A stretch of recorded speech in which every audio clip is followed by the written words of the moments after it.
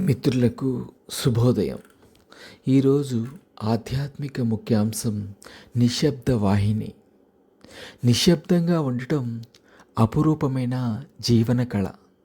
మనసులోని ఆందోళనలను, గందరగోళాలను, ఉద్వేగాలను నిలువరించే శక్తి నిశ్శబ్దానికి ఉంది.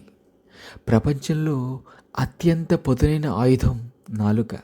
దాన్ని వినియోగిస్తూ అనవసరమైన మాటలు మాట్లాడకుండా వ్యూహాత్మకంగా మౌనాన్ని పాటించడం నిశ్శబ్దం అవుతుంది. ఎప్పుడు, ఎక్కడ, ఎంత, ఎలా మాట్లాడాలో విచక్షణ పాటించాలి. నిశ్శబ్దానికి అపారమైన శక్తి ఉంది. అనవసరంగా మాట్లాడటం వల్ల మనలోని సానుకూల శక్తి వృధా అవుతుంది. సందర్భోచితంగా మాట్లాడటం వల్ల ఎన్నో ప్రయోజనాలు చేకూరుతాయి. నిశ్శబ్దం అంటే కేవలం మాటలు లేకుండా ఉండటం కాదు. మనం మాట్లాడే ప్రతి మాట మంత్రమై భాషించాలి. నిన్ను నువ్వు తెలుసుకోవడమే అసలైన ఆధ్యాత్మిక చింతన అన్నారు రమణ మహర్షి.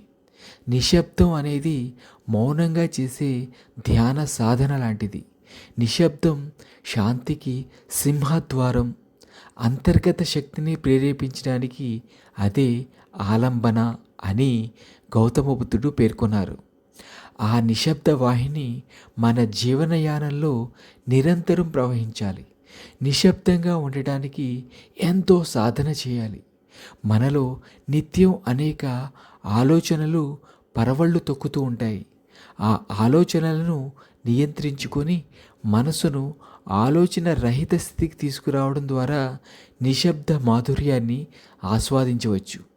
నిశ్శబ్దంలో దైవ సందేశాన్ని స్పష్టంగా వినవచ్చు. యోగులు, సాధకులు మౌనాన్ని అనుసరిస్తూ ధ్యాన స్థితిలోకి వెళ్తారు. వారి అంతరంగ తరంగాల్లో నిశ్శబ్దం పల్లవిస్తుంది. ధ్యానాన్ని ఆశ్రయిస్తూ మనసును శూన్య స్థితికి తెచ్చుకోవాలి. ఆ సందర్భంలో మాటను వీడాలి. నిశ్శబ్దం ప్రకటించాలి.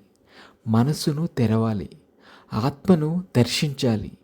భావాతీత, రూపరహిత, నామాతీత స్థితే నిశ్శబ్దంతో కూడిన ధ్యానం.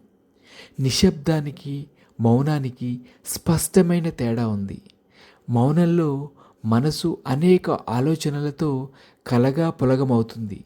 అదే నిశ్శబ్దంలో ఎలాంటి భావాలు లేకుండా నిర్వికల్ప, నిరామయ స్థితి మనసును ఆవరించి ఉంటుంది. శబ్దం అనంత ఆకాశతత్వాన్ని సంకేతిస్తే నిశ్శబ్దం భగవత్ స్వరూపాన్ని ప్రతిఫలిస్తుంది. మౌనం నుంచి మౌనానికి ప్రవహించడమే నిశ్శబ్దం. అంతర్గతంగా మౌనాన్ని ఆశ్రయించడమే అసలైన నిశ్శబ్దం. అనవసరంగా మాట్లాడి సమస్యల్లో చిక్కుకోవడం కన్నా నిశ్శబ్దాన్ని ఆశ్రయించి చిత్తశాంతిని అందుకోవడం మిన్నా. లోతైన ఆలోచనతో కూడిన క్లుప్తమైన, స్పష్టమైన మాట ఎదుటివారిని ఎంతో ఆకట్టుకుంటుంది. సంపూర్ణంగా మనోవాకాయ కర్మలతో మౌనాన్ని ఆశ్రయించడం నిశ్శబ్దానికి ప్రధాన సూత్రం. ఏకాంతంలో నిశ్శబ్ద సాధన చేయడం సాధారణ విషయమే. అయితే సమూహంలో కూడా మౌనాన్ని ఆశ్రయిస్తూ ఆంతరంగికమైన ప్రశాంతతను ఆస్వాదించడం ఘనతరమైన విషయం.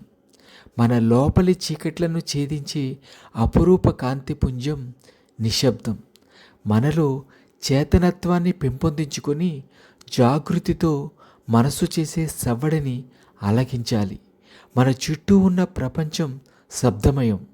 ఆ చప్పుళ్లను విడనాడి మనలో నిశ్శబ్దం అనే అంకురాన్ని పెంచి పోషిస్తే అది మహా శాంతి వృక్షమై నీడనిచ్చి సేద తీరుస్తుంది.